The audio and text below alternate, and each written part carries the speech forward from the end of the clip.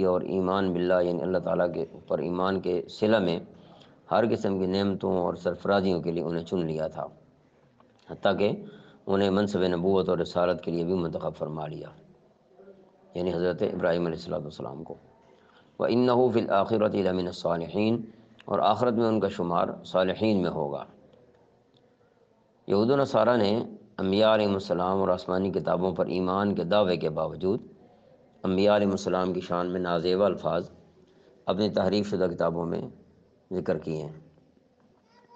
قرآن کریم نے جا بجا ان الزامات کی تردید کی ہے اور یہاں یہ الفاظ استعمال کر کے ان کے ان دعووں کو، ان کے ان غلط استعمال شدہ الفاظ کی تردید کر دی ہے۔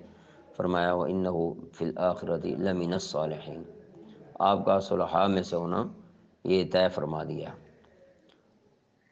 اب بھی اگر تم ان پر، ان کی ملت پر نہیں چلتے ہو تو یہ تمہاری پھر ضد اور ہٹ درمی ہوگی۔ آیت نمبر